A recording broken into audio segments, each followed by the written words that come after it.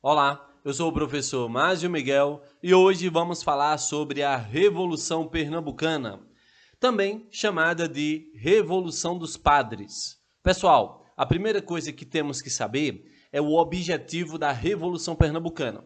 Como vocês podem ver, o nosso objetivo seria Declaração de Independência. E essa bandeira belíssima que você está vendo, ela foi feita na Revolução Pernambucana de 1817. Vamos conhecer um pouco dessa história.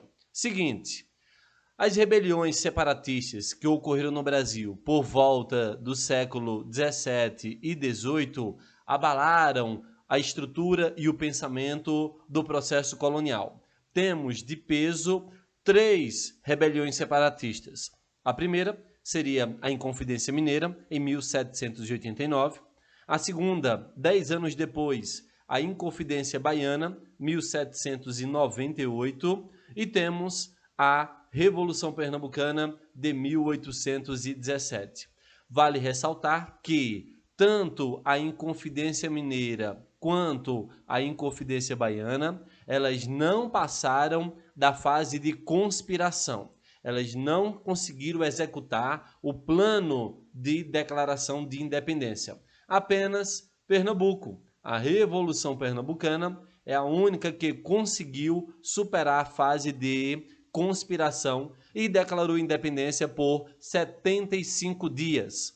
Então, observe que essa ideia de separação política de Portugal é uma ideia um pouco antiga. Pernambuco não foi o primeiro a pensar sobre essas estruturas. Você deve pensar que o grupo de revolucionários que começou a conspirar contra o governo de D. João e a influência dos portugueses no comércio e no comando dos postos militares, já vinha respaldado em outros locais. E é justamente essa primeira parte da aula que você tem que entender. Seguinte, quando a gente pensa as influências externas, nós pontuamos três influências muito importantes. A primeira influência seria a independência dos Estados Unidos, o primeiro país na América a declarar independência e montar uma estrutura política de república. O segundo seria a Revolução Francesa, um marco histórico muito importante. E aqui eu fiz questão de colocar um texto para você ver que o resultado dessa revolução foi a queda do rei, a queda da monarquia e a adoção de um modelo republicano. Então, o lema da Revolução Francesa, ela pode ser respaldada como liberdade, igualdade e fraternidade, tá certo? E claro, um terceiro ponto importante de influência externa seria falarmos da emancipação política na América Espanhola. Então, aqui temos três pontos importantes. E observe que os três pontos têm como referência as ideias iluministas. Essas novas ideias francesas repercutiram enormemente na capitania de Pernambuco. Seus princípios permeavam as discussões das lojas maçônicas e sociedades secretas, que a gente vai conhecer algumas dessas. A gente pode citar o Aerópago de Itambé, o Seminário de Olinda e a Academia Suassuna. Pessoal, os padres João Ribeiro e Miguelinho, juntamente com os líderes maçônicos, como o Domingos José Martim e Antônio Cruz, organizavam acirrados debates em torno das novas ideias.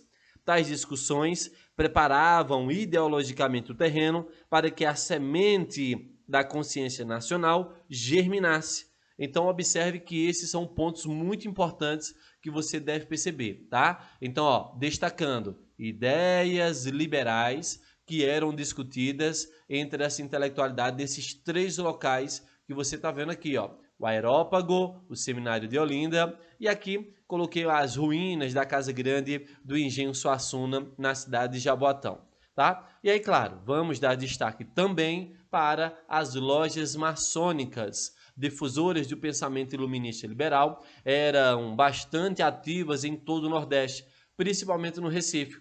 Quer dizer que comerciantes, padres, militares e funcionários eram os que mais aderiram às ideias francesas. Aqui eu vou dar destaque à palavra iluminismo, que significa ideias burguesas baseado na razão para destruir o antigo regime. E de antigo regime, nós entendemos uma política absolutista, uma economia mercantilista e uma sociedade dividida pelo nascimento, chamada de estamental. Beleza? Então, observe que essas ideias elas se imbuíram dentro da capitania de Pernambuco. E aí, claro, quando a gente olha para as causas da Revolução, podemos citar 5 grandes tópicos. O primeiro, como vocês podem ver, seria relacionado à crise econômica. Como vocês sabem, o açúcar e a concorrência com as Antilhas foi acirrado desde o século XVII. Então, século XVII, XVIII, chega ao XIX e o projeto açucareiro ele não consegue mais engrenar como o principal produto do Brasil. E o caso do algodão, que é uma questão relacionada às revoluções industriais, vai sofrer uma concorrência com o algodão dos Estados Unidos. Então, essa questão econômica vai fazer com que Pernambuco tenha sérios problemas na sua administração. Um segundo ponto seria os altos impostos. Você deve saber que, com a chegada da família real portuguesa no Brasil em 1808, que foi expulsa da Europa pelos franceses, fez com que a carga tributária aumentasse para manter o luxo dessa corte no Rio de Janeiro. Para vocês terem uma ideia, Pernambuco pagava taxa de iluminação pública do Rio de Janeiro, quando, na verdade, aqui em Pernambuco quase não existia a iluminação elétrica, tá? Então, isso seria aí um ponto colocado para a gente. Um terceiro ponto seria a perda de poder político da província. Com a chegada da família real ao Brasil, nós temos uma forte influência portuguesa no comércio e também na política. Isso vai fazer com que os pernambucanos fiquem com muita raiva desse governo e passe a criticá-lo.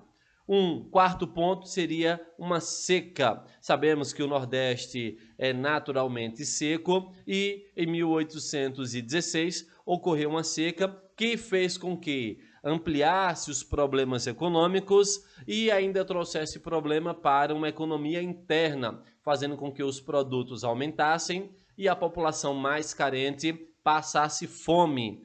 E o último tópico que podemos destacar seria as próprias ideias iluministas. Elas que serão ali a base para fazer a ideia ou a pergunta: por que Pernambuco não declara independência? Estados Unidos, a América Espanhola, a França e tantos exemplos de declaração de independência, e por que não Pernambuco? Então, esses debates vão acontecer em grande escala aqui em Pernambuco. E aí, claro, padres, lojas maçônicas vão fazer parte desse debate. Lembre que a Revolução Pernambucana pode ser chamada também de Revolução dos Padres. E aí, claro, quando a gente pensa sobre qual seria o projeto lançado por Pernambuco, nós temos aqui, anistia aos presos políticos, nós temos o formato de uma república, nós temos a abolição dos tributos reais e nós temos a extinção dos títulos de nobreza. Observe então que o limiar entre liberdade, igualdade e fraternidade está muito aflorado em Pernambuco. E aí, claro, quando a gente começa a pensar o que é que deu início à Revolução Pernambucana, observamos que temos 5 causas, mas o que é que vai explodir no dia 6 de março de 1817 para dar início a todo esse processo? E aí, claro, o fator principal foi esse que está aqui, no Regimento da Artilharia, o capitão José de Barro Lima, o Leão Coroado, ele vai reagir à ordem de prisão e vai acabar matando a golpe de espada o cara que iria prendê-lo. A partir de então, a revolução se espalha por todo o Pernambuco. E aí, claro, um ponto importante é que o Caetano Pinto ele acabou se refugiando na Fortaleza do Brum, onde foi preso por Domingos Teotônio Jorge e expulso para o Rio de Janeiro. Deposto o governador, os revolucionários trataram de escolher um governo provisório e a montar toda a estrutura em Pernambuco, assim como a bandeira e um projeto de constituição. Nesse caso, a composição do nosso governo provisório ele é marcado pelos 5 grupos. A gente pode observar questão econômica, comércio e agricultura, os poderes militares, a igreja e os intelectuais é que vão compor o governo provisório de Pernambuco, tá certo? Então observe que você tem aqui, 5 casas e perceba que a formatação da Revolução Pernambucana é de caráter elitista. Uma vez essas representações no poder, eles vão tratar de organizar o país. E nesse caso, a política interna vai ser criada uma lei orgânica, é quase que um projeto de constituição que proclamava pela primeira vez em terras brasileiras os seguintes temas: liberdade de imprensa, liberdade ideológica, liberdade religiosa, nacionalização de estrangeiros que mostrassem adesão ao governo. Pois então, diante de todos esses elementos, observe então que Pernambuco, a partir de agora, vai montar a sua bandeira e ela é cheio de simbologia. Pessoal, se liga, as estrelas, elas representam as províncias adeptas à revolta, que eram a Paraíba, Rio Grande do Norte e Pernambuco. Nós temos aqui o arco-íris, que simbolizava o início de uma nova era. Nós temos a estrela, que significava o futuro. Nós temos a cruz, que representava o primeiro nome do Brasil, Ilha de Vera Cruz. E, claro, a cor azul simbolizava o céu e a cor branca representava a nação. Nós sabemos que essa bandeira ela é até hoje a de Pernambuco. E aí, claro, ela sofreu algumas ressignificações. A cor azul passou a representar a grandeza do céu pernambucano. A cor branca representa a paz. O arco-íris representa a união de todos os pernambucanos. A estrela, que hoje na nossa bandeira só é uma, representa Pernambuco. O sol é a força e a energia de Pernambuco, dos pernambucanos. E a cruz vermelha representa a fé na justiça e no entendimento. Então observe que essa bandeira belíssima, construída na Revolução Pernambucana, ela foi adotada e vigora até hoje no estado de Pernambuco. E aí, claro, esses símbolos criados, Pernambuco agora vai atrás de apoio. Como nós vimos, o apoio interno veio do Rio Grande do Norte e da Paraíba, e no apoio externo ele não conseguiu apoio efetivo que esperava. Nós sabemos que foram enviados vários emissários. Podemos citar a questão de Cruz Cabugá, que vai parar nos Estados Unidos.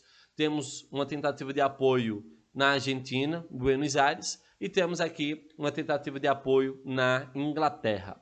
Aqui vamos focar em Cruz Cabugá, que é um nome muito importante para a gente. Seguinte, em maio de 1817, Antônio Gonçalves Cruz, o Cruz Cabungá, desembarcou na Filadélfia, olha aqui o local que ele foi, com $800 mil, atualizado ao câmbio de 2007, seria mais ou menos $12 milhões. Na bagagem com 3 missões. A primeira seria comprar armas para combater as tropas de D. João VI. O segundo seria convencer o governo americano a apoiar a criação de uma república independente no Nordeste brasileiro. E o terceiro, muito ousado, tá? Olha o que ele está colocando aqui, recrutar alguns antigos revolucionários franceses exilados em território americano para, com a ajuda deles, libertar Napoleão Bonaparte, exilado na ilha de Elba, que seria transportado ao Recife, onde comandaria a Revolução Pernambucana, depois retornando a Paris para reassumir o trono de imperador da França. Diga aí, se os pernambucanos eles não foram ousados nos seus sonhos e acabaram buscando apoio em bases bem interessantes e polêmicas da época. Pois então, sabemos que externamente isso não deu muito certo.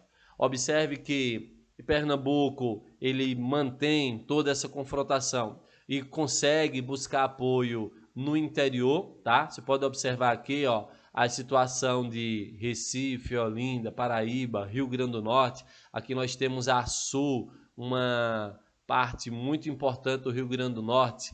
E aí, claro, você vai perceber que toda essa configuração de Pernambuco, ela vai não dar certo, tá? Sobretudo porque não ganhou o apoio efetivo. E claro, a reação portuguesa foi rápida.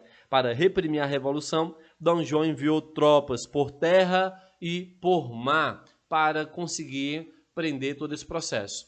De cara, Padre Roma foi preso, levado à Bahia e fuzilado. Você tem a ideia de debandada dos rebeldes, que foi em geral, acabou trazendo o fracasso para a Revolução Pernambucana.